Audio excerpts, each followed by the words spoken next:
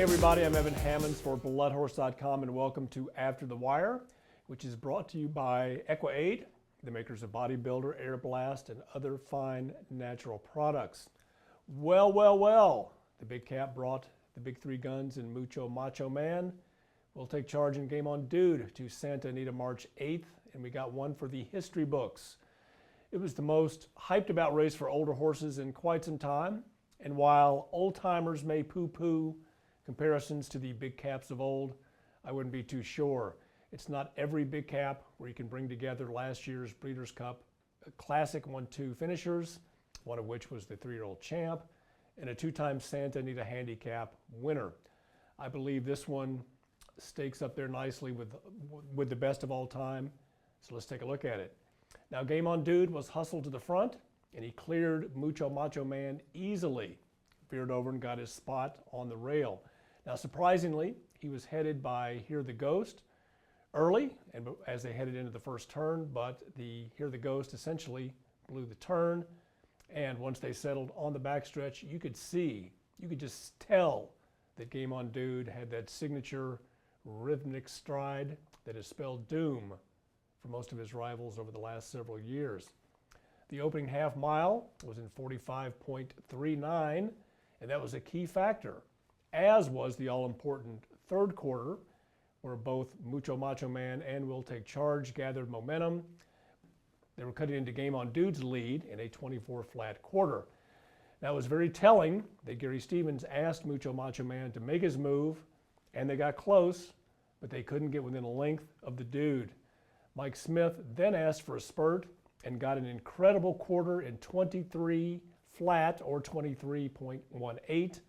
And that's a quarter that'll put away anybody.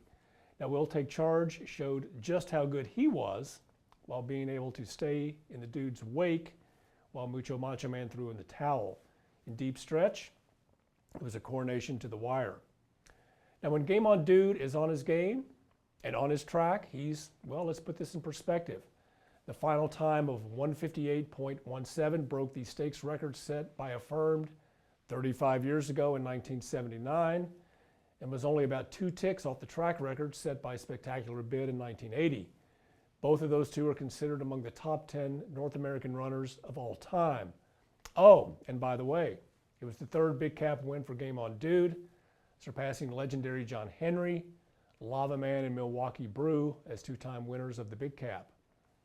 Despite California Chrome's coming of age in the San Felipe, it was definitely a weekend for the older set. Earlier on the card at Santa Anita, Sahara Sky, last year's Met Mile winner, made a statement in coming from off the pace to win the 7-furlong San Carlos Handicap with about as gritty a finish as you're going to see. Last, at the head of the lane and on the inside, he's guided outside and weaves his way to the front after 7 furlongs in 1 minute, 20 seconds, and 4/5. That was a flat-out awesome performance. Oh yeah, at Gulfstream Park, last year's Belmont winner, Palace Malice, made his 2014 debut a winning one in a thriller in the Gulfstream Park Handicap, zipping through a half mile in 45.2. He looked like a winner, but then in the stretch, he was headed by Uncaptured and then had to deal with Golden Ticket, who came flying on the outside. The good ones fight back, and he did, retaking the lead in the shadow of the wire. Now, if that sets the tone for the whole year, well, he's going to have a dynamite campaign. Meanwhile, at Tampa Bay Downs, they ran their Derby, and it was 14-1 long shot Ring Weekend, who took the field on a merry chase through a mile and a 16th, recording a 3-length win. Congratulations go to St. Elias Stable and West Point Thoroughbreds. Now, he really wasn't much of a race as Ring Weekend went to the front, opened up, and maintained his lead.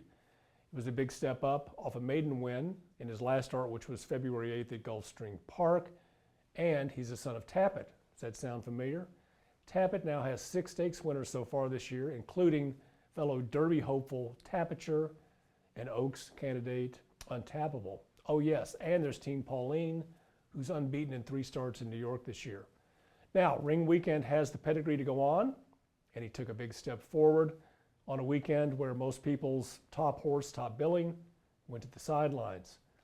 In the Tampa Bay Derby 5-2 favorite, Conquest Titan may have looked like he was disappointing in his 4th place finish, but upon further review, he was pinned in down along the rail for the entire trip, and I wouldn't give up on him just yet.